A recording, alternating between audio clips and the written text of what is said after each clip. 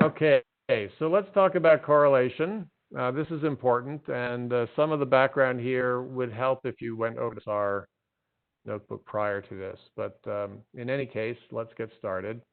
So due to the coherent nature of SAR imaging, if you look at any given spot on the ground and you think of this wave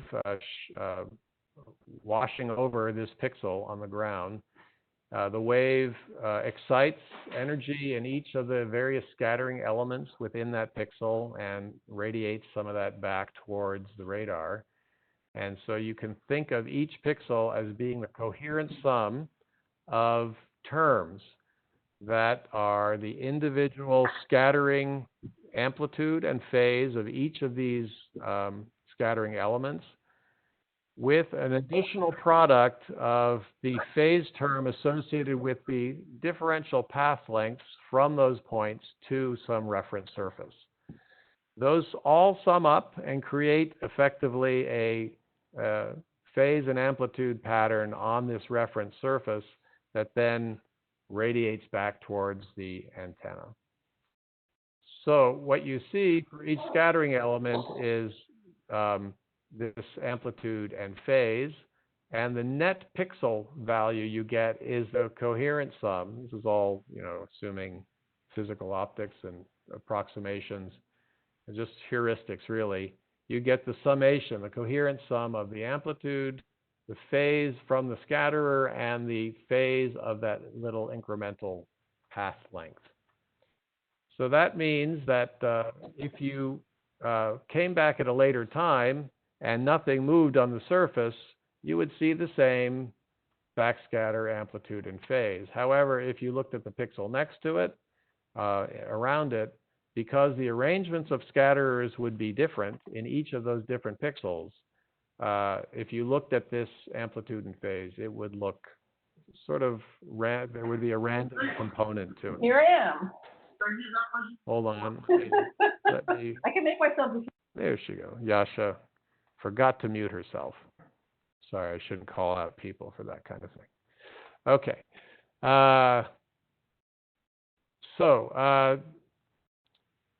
When it comes to interferometry, we rely on the sameness of the images in an interferometric pair. So, for example, in the topographic case, where we're looking from slightly different vantage points, they have to be relatively close to each other for these little differential path lengths to not be so different that the coherent sum ends up looking jumbled and random as though you're at the next pixel over.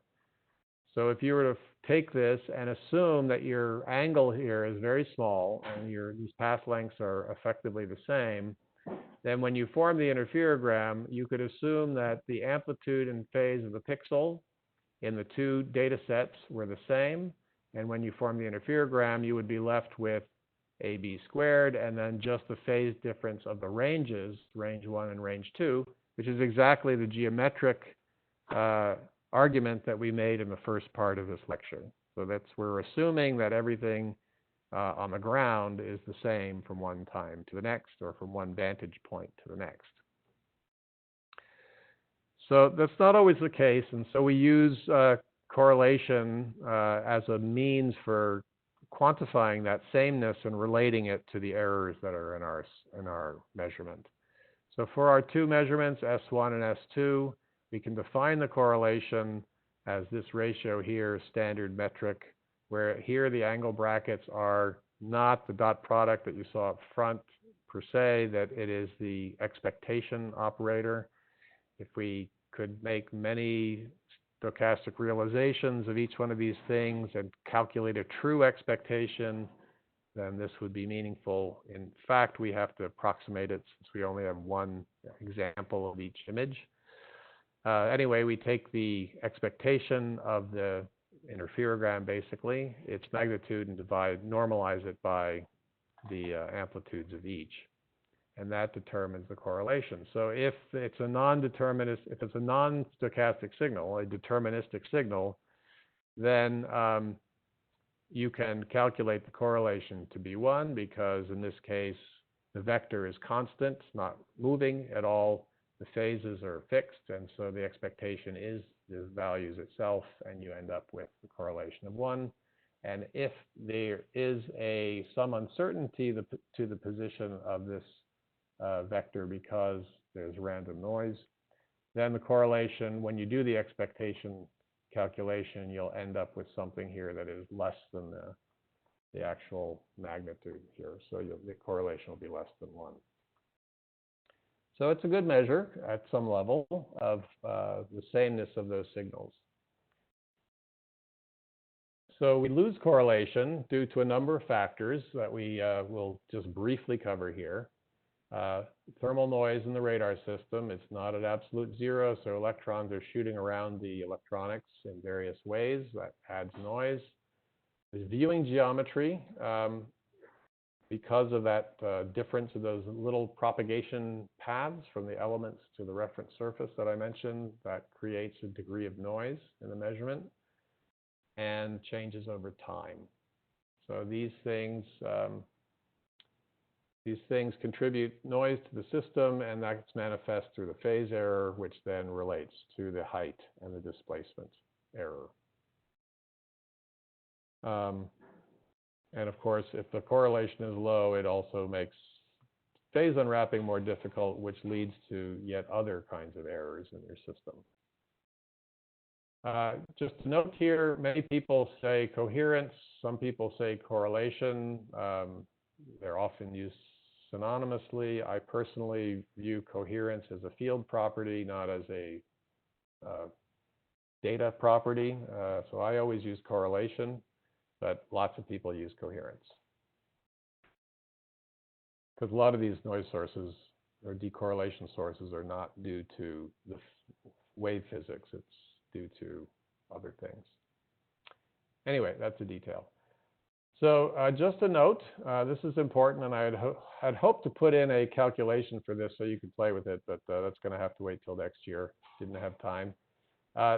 When we calculate the correlation, we have to use an approximation to this expectation operator. And the way we approximate it is by basically just doing an area calculation of the expectation or average. And that's represented here. This expectation becomes the sum over an area of pixels of the interferogram normalized by the power in those areas. And that is not a, that is a biased, oh, I forgot to run the cells here. Hold on. That is a biased estimator. And you can answer this quiz yourself. It may become apparent from what we're looking at here.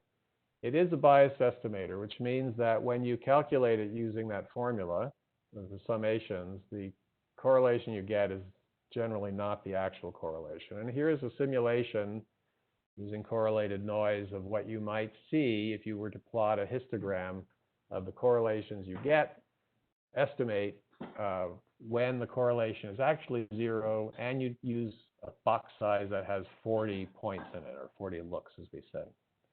So this would be the maximum likelihood estimator that you would get for that correlation is somewhere like 10, 15%, maybe 10% correlation, even though the actual correlation is 0. And if you only use 10 samples in your average, then you would have something like 0.25.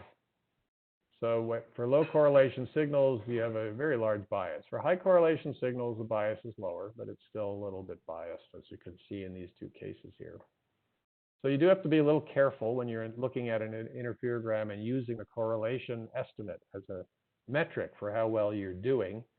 You need to take into account the fact that this can be biased. So correlation and phase error, you can do this sort of statistical calculations and plot the phase error, standard deviation, as a function of correlation, and the number of estimates in your box size, so how much averaging you can take. And you can see that if you go through the calculation of the Kramer-Rao bound on the phase estimator, you'll see that the formula here for the standard deviation of the phase difference is related to the correlation through this formula. N here is, again, the number of looks, so the number of points in your box that you're averaging over. So this is a convenient way. It works for n generally larger than 4. It's a convenient way, given your knowledge of the correlation, to calculate how much noise you have in the phase, and then from that you can calculate how much noise you might have in your measurement. And you can use that to weight any inversions you might do. Again, the correlation that you get here is going to be biased, so you have to be a little careful with that. And in fact, it'll be biased high, so you might underestimate your error if you just use the correlation estimate in that formula. So you can play with the phase noise calculation in the little quiz here. By the way, these quizzes, you can check your answer. So there's only 4 choices. Some of them have hints. Some of them don't. So it's a fun and low pressure way to figure out if you understand what you're reading about. Thermal noise decorrelation. So I'm just going to step through very quickly several of these sources just to give you a flavor for how they're calculated and what they imply. So for thermal noise, what we do is we assume we have our signal that we talked about before. This is the pixel backscatter and phase delay. This is the propagation phase delay. And that's for the first image, and this is for the second image. And we'll assume that each of them has noise that's uncorrelated, so we have 2 different realizations here of the noise for these 2 observations, either from 2 different vantage points or at 2 different times. And then we can just plug that into the correlation formula directly and calculate the expectations. And I'm not going to go through the calculation here. It's pretty straightforward.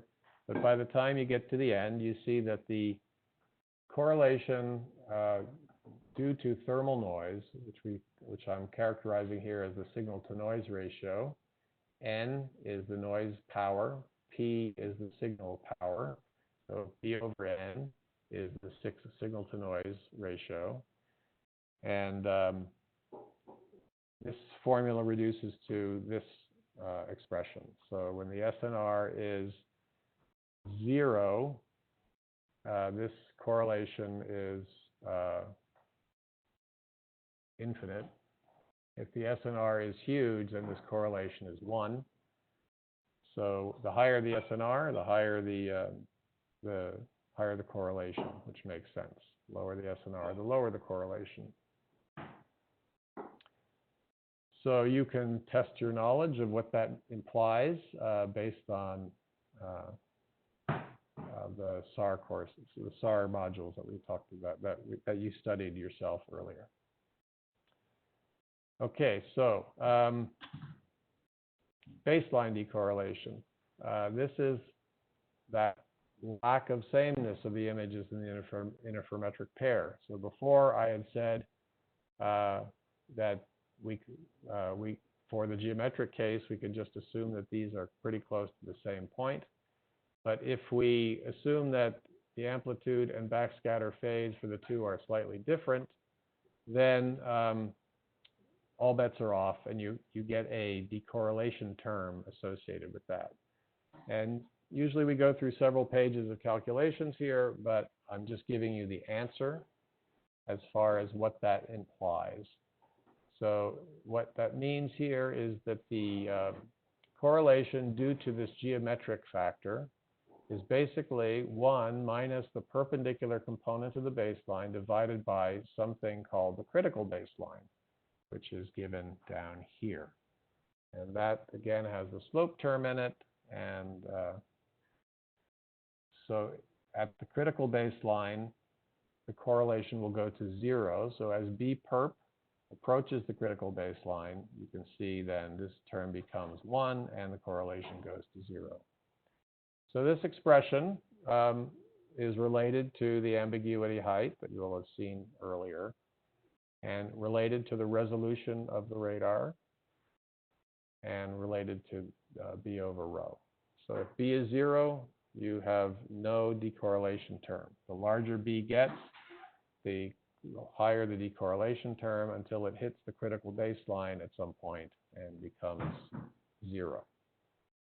This can be modulated by the slope. So if the slope increases, then the critical baseline effectively decreases. And I will explain that heuristically in the next slide. Sorry, not the next one, the one after this slide. So an analogous case of this baseline decorrelation occurs in the along track dimension. We call this rotational decorrelation, where the reference surface now, because of your viewing geometry along track changing, is now tilted. So you get the same sort of differential interference during the summation process there. This happens when you're flying from one time to the next and the pointing of the antenna forward or back is slightly off. If you read the SAR module, you would have read about the Doppler shift and all that kind of stuff. It means the Doppler spectrum is not perfectly aligned from one time to the next. So this happens quite often, and it is a meaningful decorrelation term. And again, it basically is a linear function of the angle at which you're mispointed from one time to the next. So it's a very similar formula to what we had in the previous case. All right, couple more slides here. One heuristic way of viewing this decorrelation term, the geometric baseline decorrelation terms, is through this pixel antenna view of decorrelation. I mentioned that you can think of this reference surface here as having its own amplitude and phase, which is the coherent sum of the points on the surface here. So it is like a little antenna that's radiating back to the interferometer. So given that, it has its own characteristic radiation pattern beam width, which is, as you may know from the SAR notebook, lambda over the dimension in this particular dimension, the range resolution projected into this normal to the line of sight direction. So that's lambda over that. So the larger the resolution, the larger the pixel, the narrower that beam gets. The smaller the pixel, the broader that beam. And the interferometer functions well when the two observations from the interferometer are made within the this radiation, this fictitious radiation pattern. So that then helps us understand a couple of interesting aspects of correlation. So here's our standard case where we have a flat surface with our range resolution given by this. Our re-radiation pattern surface is here, gives us some fictitious radiation pattern.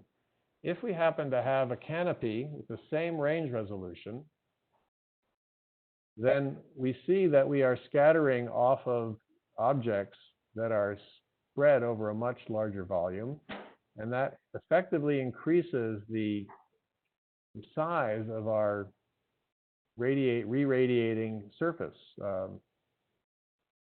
And that means then that this effective size in the denominator up here is much larger. So our pattern becomes narrower, and our ability to correlate for a fixed baseline length becomes more of a challenge. So we get a volumetric decorrelation term based on the fact that our coherence radiation pattern here is narrower. Conversely, if that pixel is dominated by just one scatterer and the rest of the elements are not really present, then our resolution collapses to just the dimension of that one scatterer. And that means then that our radiation pattern becomes much broader. And so we have a much broader range of baselines over which we can observe. This is something that was exploited and still is exploited in permanent scatter interferometry, where you can rely on points being correlated over space. And typically, when they stay correlated over space, they're like objects that are buildings or permanent objects. They also stay correlated over time. So they're very useful for long time series. Here's the formulas for the volumetric correlation if you're interested. I'm not going to go over those now. And finally, the temporal decorrelation or correlation is the simple case of where the arrangement of these scatterers on the ground changes from one time to the next. And it's difficult to model this rigorously, but Zebker and Villasenor did this a while back, where they assumed that the displacement of the scatterers from one time to the next was basically Gaussian. They derived a formula for that Gaussian relationship, and it is a wavelength-dependent formula, because the longer the wavelength, the less electromagnetic displacement there is, shall we say. So you get less decorrelation due to motion for the longer wavelengths than you do for the shorter wavelengths. If you look at the total correlation, it ends up being the product of all those terms that we just studied. So even if you have, so any one of these can contribute error to your signal. If you have low SNR, even if the others are perfect, you'll still have a low correlation. If you have high SNR, but somehow the temporal decorrelation has changed a lot, the surface has changed a lot, then you'll also have low correlation. So it's a challenge. Correlation is a challenge. Just to conclude, a few examples. Here's from an airborne repeat pass system showing C-band, L-band, and P-band. C-band is 5.6 centimeter wavelength, L-band is around 24 centimeter wavelength, and P-band is around 80 centimeter wavelength. And it shows differences in the quality of the fringes, and it shows differences in the correlation. So you can see that the correlation is a measure of how good those fringes look, quantitative measure. This happens to be over a forested region, so you can see that the wavelength dependence matters when you're looking at surfaces. And then there's a homework assignment for you, which hopefully will, if you do that, you'll be able to understand whether any of this made sense to you. All right. I actually almost did that in the right amount of time. So are there any questions?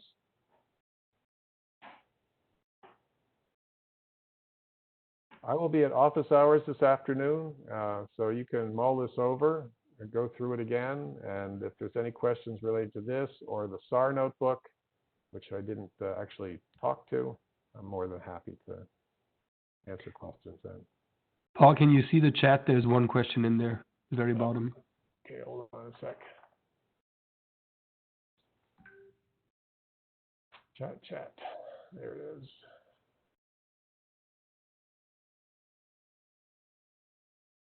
The scatterers in one resolution cell only have contributions on extra phase, but no contribution in amplitude. No, they of course will affect the details of the amplitude. That is what the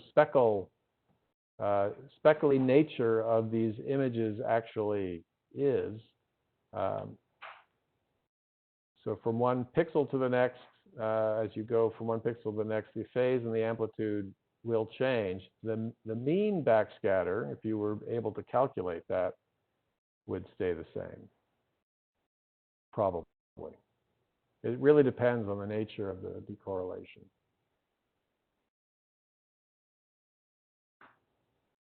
So as I mentioned, coherence and correlation are used interchangeably. The question is coherence related to correlation? they're used interchangeably. To me, coherence is a property of a field, like an electromagnetic field. So when I use the word coherence, I usually I'm only using it in the context of field coherence. And I use correlation when we're talking about calculating the sameness of data sets that may have a number of different sources of error, some of which may be field coherence related, some of it may be a processing error or something else. So again, most people don't distinguish between the two, but I personally do. I always use correlation for this stuff. Is the correlation equation in the note also the one used for speckle tracking in AmpCore? Well, probably not identical, but it's pretty close. We're actually calculating in AmpCore, there's different versions of AmpCore. There's probably 5 or 10 different versions of AmpCore.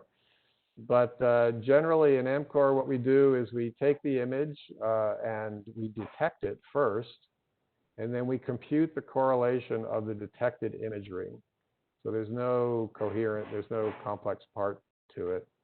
We also then, after finding that initial estimate, we oversample the complex images by a factor of 2 and redo it over a more narrow range to improve the estimate. So it's the same concept of correlation, but it's not the same formula.